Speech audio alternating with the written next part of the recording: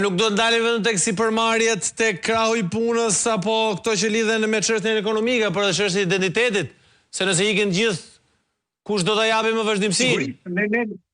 Shteti është grumbullimi I njerëzve që e përbëjnë. Shteti shqiptar është grumbullimi I qytetarëve shqiptar.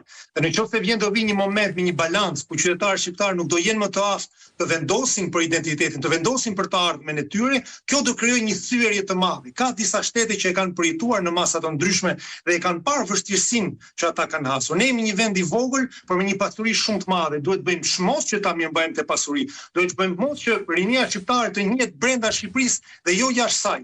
Por edhe një herë, duke ditur që ata kanë ikur, ne kemi mundësi që të krijojmë kushte në këtë botë të globalizuar e cila është, të gjejmë mënyrën për të thithur investimet. Ju pyetët se si, por Partia Demokratike për shembull në programin e saj kishte edhe ka idenë të rreqjes së investimeve për imigrantët shqiptar që duan të kthejnë investimet e tyre në Shqipëri, për imigrantët shqiptar që duan të kontribuojnë në politikën shqiptare, për imigrantët shqiptar që duan të kthejnë të punojnë brenda shtetit shqiptar. Kujtojmë që në vitin 2005 Partia Demokratike ka qenë partia e parë e cila ka shpikur, ka krijuar fondin e ekselencës me qëllim thithjen e trurit shqiptar drejt administratës publike shqiptare për të përmirësuar funksionimin e saj. Pra mekanizma ka edhe në teori por edhe në praktik sepse I kemi realizuar. Nuk ka vullnet po thoni.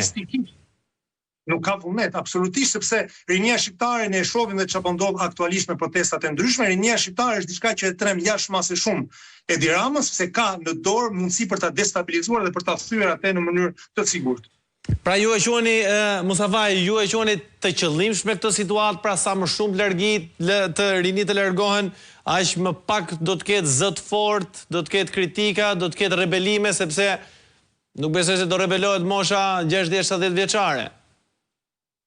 Ne e kemi munduar dhe ta shkruajmë. E ka akuzuar disa herë opozita për agjendë shpopulluese. Edhe në departamentin Brengjen ne jemi munduar të trajtojmë këtë temë. Në përgjithësi personat që ikin nuk është se janë më të mirë apo më të këqij se sa ata që rrin, por personat që ikin për nga rreziku që janë gati të marrin për jetën e tyre, sepse unë kundrejt çfarë mendohet imigracioni është diçka në 99% të rasteve shumë e vështirë për personat që janë ndërmarrin si rrugtim, pra personat që janë gati ta ndërmarrin të rrugtim për veten e tyre, larg familjes tyre, larg kombit të tyre, kanë brenda vetes tyre një kapacitet rebelimi më të madh ndoshta në një aftësi ndryshe se sa një pjesë tjetër e popullit.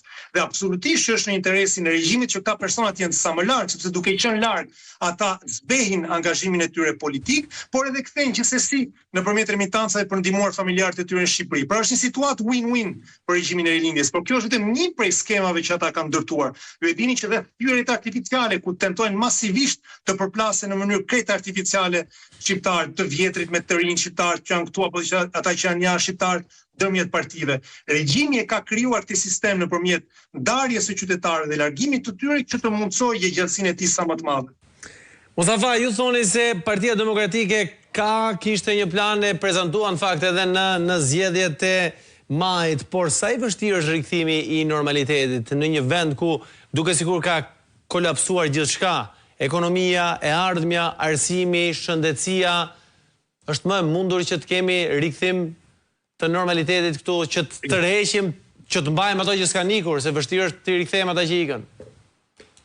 Do të jetë shumë e vështirë. Nuk e ka thënë ndonjë njeri që do jetë e lehtë, është e vërteta, kemi thënë që është një plan I cili kërkon vite për t'u zbatuar, sepse thyrjet që janë krijuar janë kaq të thella sa duhen kohë për t'u shëruar.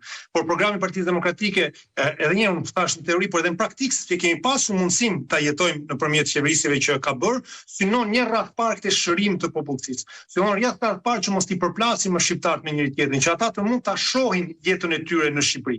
Sepse përpara se të mendojmë kthimi fizik është një fazë e fundit e një projekti politik. Nuk ka thënë njëri që në muajt e parë sa vi Partia Demokratike do kthejnë njerëzit masivisht, por duke krijuar kushte që shqiptarit ta shohin jetën e vet, qoftë në angazhimin politik, qoftë në punën në administratën shtetërore, apo në punën në krijimin e sipërmarrjeve të veta, në krijimin e familjeve të tyre në Shqipëri, pak nga pak rikrijojnë këto kushte. Ajo që është krijuar nga njerëzit zhbohet nga njerëzit dhe ne këtë duam të bëjmë dhe këtë jemi të bindur se mund të arrijmë të bëjmë për popullatën